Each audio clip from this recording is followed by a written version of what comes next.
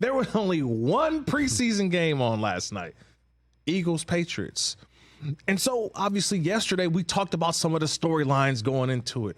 Fresh off the Matthew Judon trade, the Patriots trade Judon to the Falcons, and a long time, or a player who was with the franchise, who was a key contributor, is no longer there. How are they going to go out and play defense without him? And you've got a quarterback situation with the young rookie and Drake Maye, and Jacoby Brissett's there, new head coach, no more Bill Belichick. So many storylines.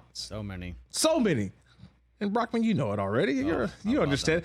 You bleed the Patriot colors. I was locked. But last night, I will say this, and this is where I have to. Sometimes as an analyst, I have to catch myself. I have to stop.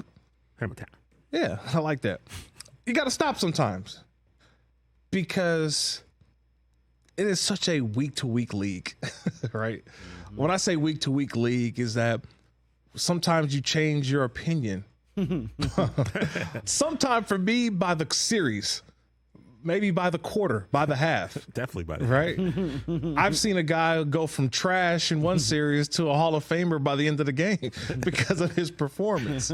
Half an hour difference. But it's crazy. There's always questions after you watch something. And my big question going into last night's Eagles and Patriots game is, like, what can you find out? What will tonight show you? What will this game tell you? Well, it is a preseason game, but let's be honest. When it comes to 2024, the preseason, the thing that we look at the most is what? The quarterbacks. Yep. The new quarterbacks, the young quarterbacks, the class of 2024, like they're graduates or something, right? Like it's these new graduate quarterbacks who are entering the National Football League. So you want to see, where's Drake Maye? Where's he at in this process? Where is he at on his football journey? But before we got to Drake Maye, here's Jacoby Brissett. And Jacoby Brissett goes out there. And I'll be honest with you, Jacoby Brissett was 3 of 7, 17 yards. And I said, oh, but it's okay. It's okay. He's just a bridge quarterback. But for the first time, I was very unimpressed with Jacoby Brissett. I mean, unimpressed. And then he threw an interception, a bad interception, like something that you don't do in that situation. And I just said, I shrugged it off, and I was like, you know what? It's a bad play. It's preseason week number 2, everybody. It's going to be okay. Until I saw Drake Maye. I saw Drake Maye last night. And guess what? They finally took the handcuffs off a little bit. They actually allowed the young man to go play football.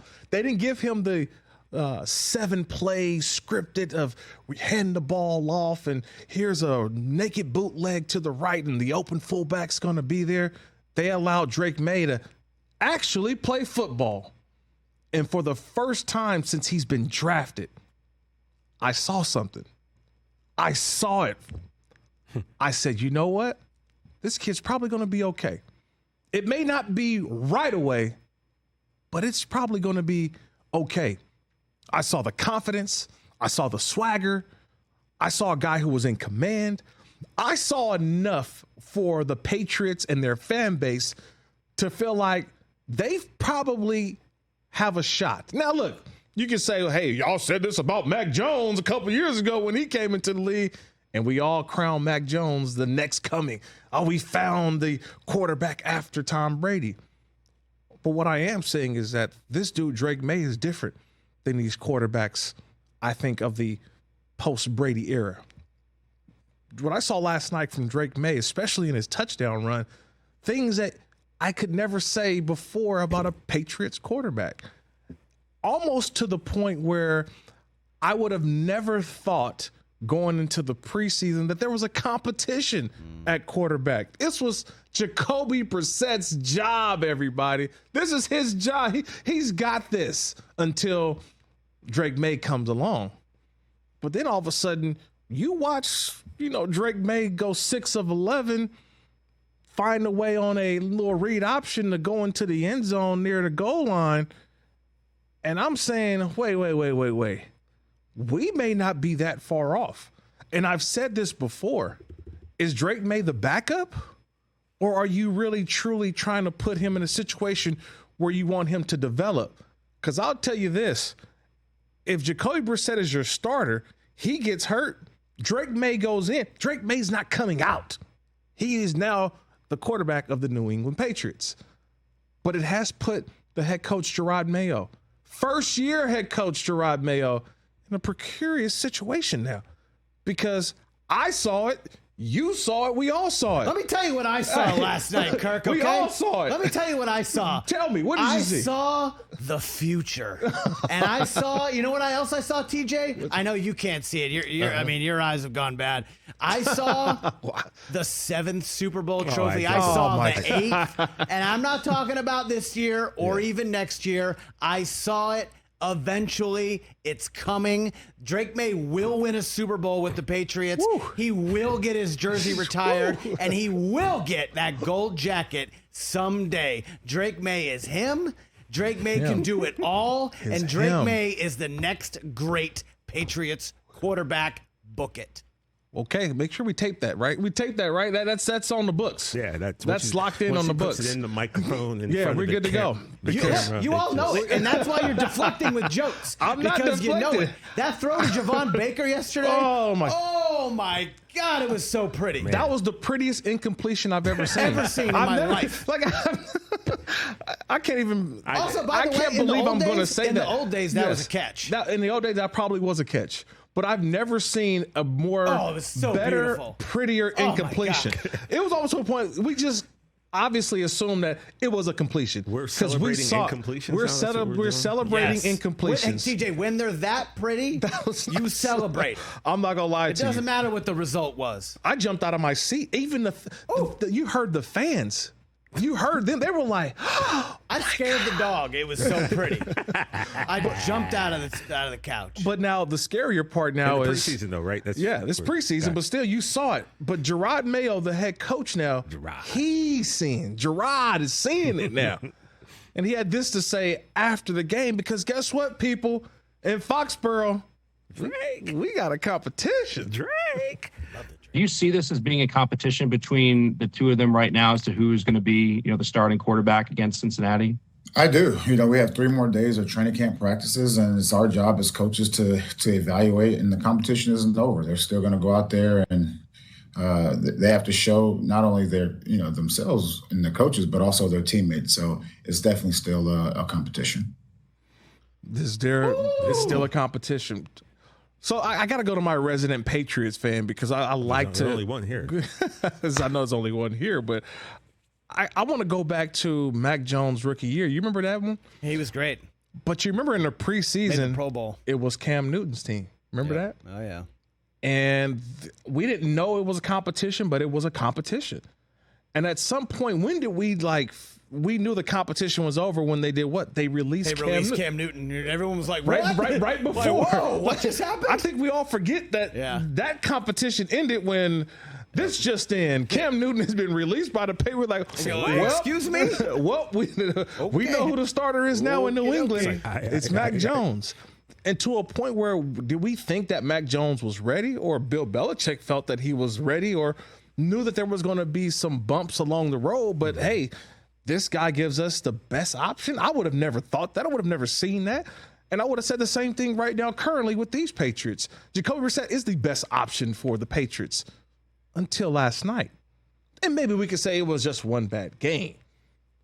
But to me, the bigger thought process in this was me watching the game with my analytical hat. You got one of those? I got one of those. Because I had a coach used to always say, Kirk, remember the hat that you're wearing at the time. Kind of a metaphor for life, too, by the way. It's like, remember the hat that you wear. When you come home, you got to put your dad hat on, right? True that. You walk out the door, you got to put your work hat on.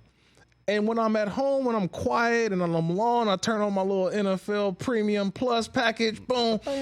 I turn on my analytical hat. And when I watched the game over, because yes, I did. I watched the preseason game all the way over again. Oh, man. But what I saw in watching Drake Maye was that they were able to call plays for him in a part of the field that you could not do for Jacoby Brissett. this may be the most athletic quarterback in the Patriots' history of their franchise. Really? I'll say it again. With all due respect to Doug Flutie. Doug Flutie or Drake Maye? Let's be real. Doug Flutie is great, no, by the way. But let's be honest, though. Drake Maye has an athleticism that you have to utilize his ability to put pressure on the defense. I know it's just preseason game number 2, but I saw that pressure. I saw what it did to a hungry, aggressive Eagles defense. That they were able to put Drake Maye in a situation that allows him to just use your feet, read option, have options, and the ability to take off and go. That interception thrown by Jacoby Brissett was one, and because Jacoby's not going to take off. That's not his ability. He doesn't have that. So he's going to stare down and try to go through progressions, and instead of throwing the ball away, he throws an interception, where Drake Maye has that ability to get out of the pocket, to move the pocket. Right. And then, look, if everything's all covered, hey, I'll do it myself. Run into the end zone with this nice little and that's why flip. Before the draft, Drake Maye was getting loose Justin Herbert, Josh Allen comps. He showed that last night. Now, it was on display. And to me, looking at or listening to that sound right there from Jerod Mayo, the head coach, I agree that it has to be a competition a little bit more now, because I saw enough to where they're going to have a meeting right before the season starts. I've never been in one of these meetings, but I can only imagine. And I will call a couple people over the weekend and figure out what's being said in that final meeting when you get to that final cut down day. And it said, hey, look, we got Jacoby, who's been in it, who's been a starter in this league. He's done a great job. But at some point, Drake may have to play. He has to play. And are we stunting his growth by sitting him? Is he truly learning the game? Or is it to what we've seen before from Peyton Manning, who led the league in interceptions, I believe, his rookie year? Yep. It's trial by fire. Just throw him in there. Let's just go. Yeah, remember this is a defensive team anyway. Remember I did a top 5 yesterday, guys? Yes. And the number 1 was I want to see lots and lots of Jacoby Brissett. Well, I was wrong. I take it all back. I don't need to see any more Jacoby Brissett. Just start the kid week 1. That's it. I mean, you have said for the last couple weeks you don't want to see Drake Maye. I don't. I want him to learn and develop, But you saw last night what we all saw. Whoa! Man. I saw the fire in my eyes last night. Like, let's go. There's light at the end of the tunnel. It's just how it is. Kirk, I mean, I understand the idea of wanting to sit a quarterback and have him learn, but I'm super overreacting, by the way. It's really hard to learn when you're just listening or watching someone else give you the lesson. Like, for me to learn, I have to get in there, put my hands in something, and kind of be in the mix. Right. So I would assume, Chris, you want that, right? He can't get better sitting on the sideline. He's only going to get better being out there on the field. And the thing is, Kirk, and you know this, I know we have to get to break, but during the season, you're prepping for the next week, so he's not going to get that many reps if he's the backup. They're all going to go to the starter and whoever's QB1. Yeah, that's true. And the only way to ensure that he's going to get those reps is to just name him QB1 and let's get on with it. And just let everybody know let it ride. This is our guy. This is the future. The future is now. When you pick a quarterback 3rd overall, at some point, he's not sitting very long. He's not going to sit. He's going to play. At some point, who knows when. Catch the Rich Eisen Show every single day on the Roku channel, 12 to 3 Eastern, for free.